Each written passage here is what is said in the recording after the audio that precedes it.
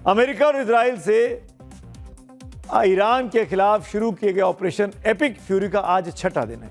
न ही अमेरिका और इजराइल रुकने को तैयार है, न ही ईरान पीछे हटता दिखाई दे रहा है। डोनाल्ड ट्रंप पहले ही कह चुके हैं कि अब युद्ध में ऐसा कुछ होगा जो पहले कभी नहीं हुआ। तो वहीं ईरान अब इजराइल के एटमी ठिकानों को टारगेट पर लेने की धमकी दे रहा है। इजराइल के नेगेव रेगिस्तान में मौजूद एक बेहद सीक्रेट न्यूक्लियर साइट को दहलाने की वो बात कर रहा है। सवाल है कि क्या वाकई ईरान के पास डिमोना को दहलाने की ताकत है? क्या डिमोना पर अटैक इजराइल में दूसरा चेरनोबिल साबित होगा? क्या डिमोना पर अटैक परमाणु महायुद्ध का रास्ता खोल देगा? सबसे बड़ा सवाल कि क्या अब एटम बम से ही मिडिल ईस्ट में जारी महाजंग का अंत होगा, जैसा दूसरा विश्व युद्ध में हिरोशिमा नागासाकी पर एटमी हमले के वक्त हुआ था। लगातार छठे दिन भी मिडिल ईस्ट में तनाव अपने चरम पर है और एक तरफ ईरान और दूसरी तरफ अमेरिका और इजराइल है। दोनों तरफ से लगातार छठवें दिन भी हमले चल रहे हैं। इन सब के बीच अमेरिका ने हिंद महासागर में, इंडियन ओशन में, यानी हमारे पड़ोस में ईरान के एक वॉरशिप पर हमला करके जंगी ज्वाला को और ज्यादा भड़का दिया है। अमेरिका के इस हमले से भारत में सियासी जंग भी छिड़ गई है। ईरान के युद्धपोत का भारत से क्या कनेक्शन है, ये सब आपको बताएंगे। लेकिन पहले आपको बता दें कि अमेरिकी नौसेना ने MK-48 टॉर्पीडो से ईरानी युद्धपोत पर हमला किया था। MK-48 टॉर्पीडो जहाजों को डुबोने के लिए 650 पाउंड के हाई एक्सप्लोजिव वॉरहेड से हमला करता है, यानी दुश्मन का बचना लगभग नामुमकिन हो जाता है। टॉर्पीडो को आप ऐसे समझ सकते हैं कि पानी के अंदर, समंदर के पानी के अंदर चलने वाली मिसाइल। अमेरिका के इस हमले ने पहले से धधक रहे युद्ध की आग में घी डालने का काम किया है। इसके बाद ईरान ने भी ट्रंप को अब सीधे सीधे इस अंदाज में भुगतने की चेतावनी दे दी है। अब हम इसका बदला कहीं भी ले सकते हैं। ईरान की नौसेना का युद्धपोत INS डेना विशाखापट्टनम में अपने देश में आयोजित एक अंतर्राष्ट्रीय कार्यक्रम में, जो नेवल कार्यक्रम था, उसमें हिस्सा लेने आया था और वो कार्यक्रम एक्सरसाइज पूरी करने के बाद वापस अपने मुल्क लौट रहा था। ये ईरानी नौसेना का एक मॉड्यूल क्लास का फ्रिगेट कहा जाता है, जो फरवरी में भारत में आयोजित 2 बड़े नौसैनिक आयोजनों में शामिल होने आया था। इस आयोजन में अमेरिका को भी आना था, लेकिन वो एंड मौके पे मना कर दिया था उसने। पहला जो कार्यक्रम था वो तो इंटरनेशनल फ्लीट रिव्यू था 2026 का, और दूसरा था बहुराष्ट्रीय नौसैनिक अभ्यास मिलन 2026। इसी में अमेरिका को आना था। दोनों कार्यक्रम विशाखापट्टनम में आयोजित किए गए थे। इन आयोजनों में दुनिया के कई देशों की नौसेनाओं ने हिस्सा लिया और 80 से ज्यादा युद्धपोत समुद्र में एक साथ दिखाई दिए थे। इस कार्यक्रम का उद्देश्य समुद्री सहयोग और नौसैनिक कूटनीति को प्रदर्शित करना था। इस नौसैनिक परेड की समीक्षा द्रौपदी मुर्मू जी ने की थी, राष्ट्रपति ने। यह आयोजन 16 से 25 फरवरी के बीच हुआ था। इसके बाद कल यानी 4 मार्च को अमेरिका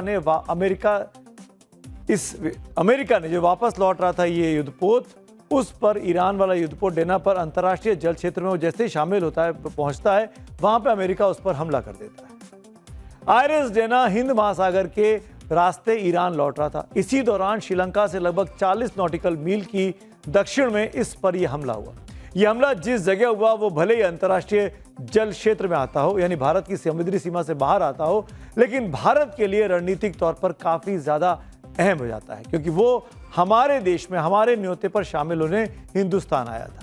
इसी को लेकर अब विपक्ष जो अपने देश में है वो सरकार पर हमलावर है। PM मोदी से जवाब मांग रहा है। आरोप है कि भारत के मेहमान को मार दिया गया, लेकिन सरकार ने न तो निंदा की और न ही कोई मजबूत बयान जारी किया। हमारे देश की सीमा पर श्रीलंका के और भारत के बीच में ईरान का ये जहाज अमेरिका ने ध्वस्त कर दिया, नष्ट कर दिया, उस पर हमला बोल दिया, कई जानें चली गई।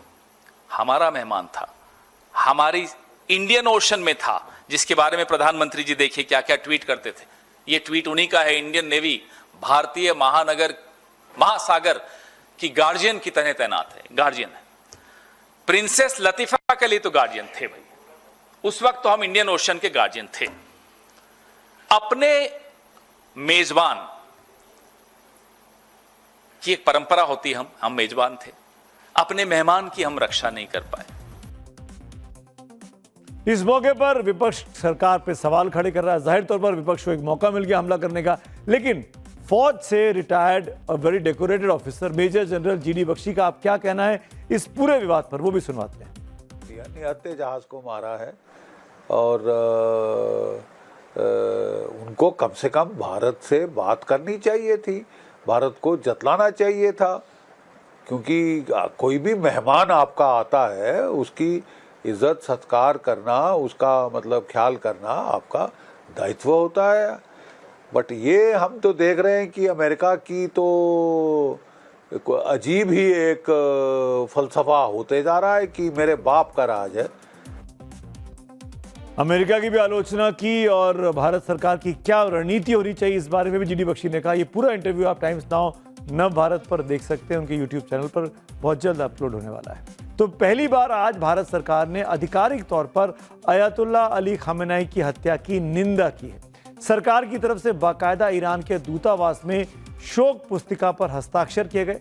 भारत सरकार के इस कदम को बेहद अहम माना जा रहा है, क्योंकि अब तक मोदी सरकार ने इस मुद्दे पर चुप्पी साध रखी थी। आज दिल्ली में स्थित ईरान के दूतावास पर भारत सरकार की तरफ से भारतीय विदेश सचिव विक्रम मिस्री पहुंचे।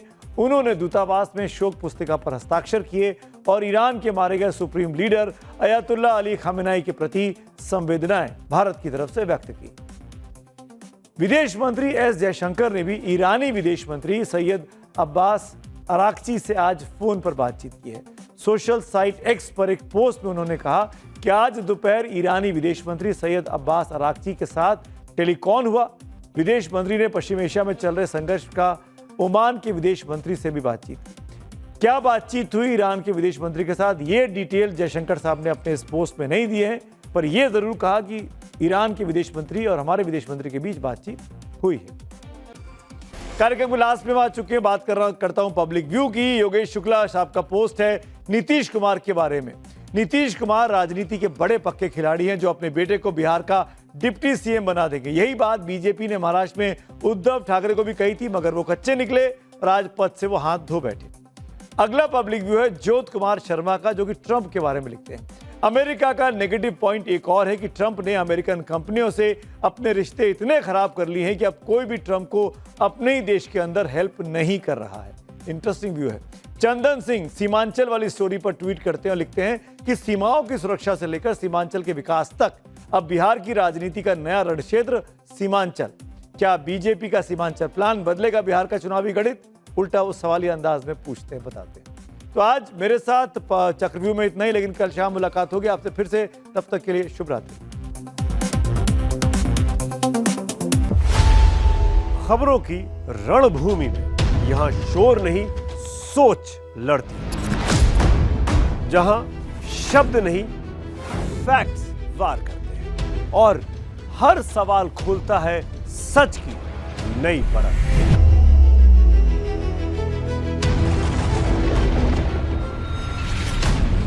चक्रव्यूह आपके अपने सुमित अवस्थी के साथ सोमवार से शुक्रवार शाम 6:57 पर टाइम्स नाउ नव भारत पर।